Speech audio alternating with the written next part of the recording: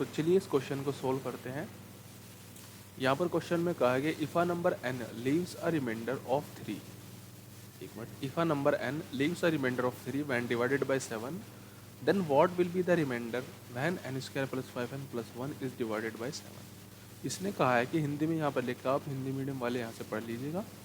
इसमें इसने कहा है कि अगर हम n को हम 7 से डिवाइड करते हैं तो रिमाइंडर हमारा 3 आता है। तो अगर हम इसको 7 से डिवाइड करेंगे तो फिर रिमाइंडर क्या आएगा, इसलिए क्वेश्चन पूछा है। तो चलिए इस क्वेश्चन को कैसे सोल्व करेंगे मैं आपको बता रहा हूँ। देखिए, इस तरह क्वेश्चन को सोल्व करने की एक ट्रिक होती है, आपको ट्रिक फॉलो करनी है। देखो, इस नंबर को जब हमने 7 से डिवाइड किया, यह रिमाइंडर 3 आया था ना, इस 3 रिमाइंडर को ही हम यहाँ पर रख देंगे, ठीक है। n की जगह पर 3 स्क्वायर प्लस 5 इन मल्टीप्लाई 3 प्लस 1, यहाँ पर हमने 3 यहाँ पर रख दिया, तो 9 प्लस 15 प्लस 1 यानी कि ये आ जाएगा आपका 25, ठीक है।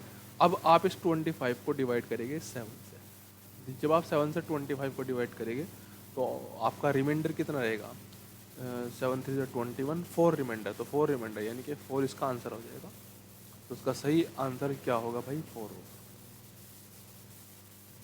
और देखते हैं हम क्वेश्चन इसी तरह के।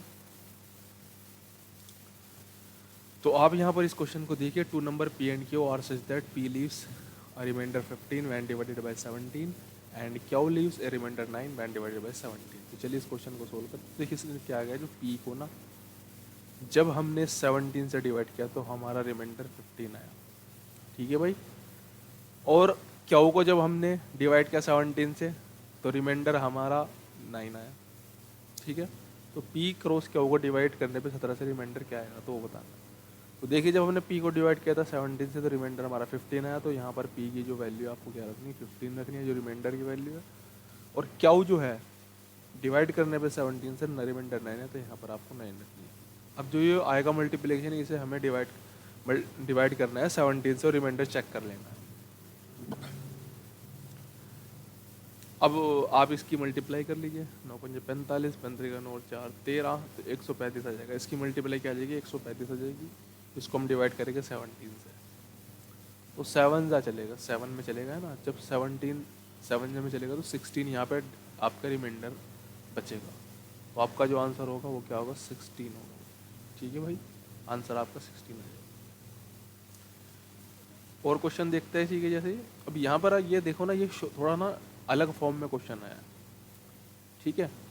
ये थोड़ा अलग फॉर्म में क्वेश्चन है, इसे समझना होगा। मैं इसका ट्रिपल का क्या मीनिंग होता है, देखो भाई। इसमें ऐसा होता है, इसका मतलब ये है कि 8, ये सिंबल लगाया और 8, इसका मतलब ये होता है कि जब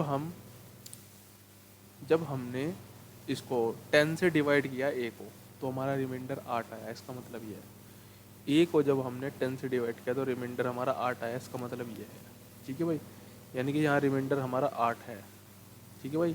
अब रिमाइंडर की वैल्यू आप यहाँ पे रख देंगे, 3 multiply 8 square plus 2 multiply 8 plus 1, तो 3 मल्टीप्लाई 64 प्लस 2 8 16 प्लस 1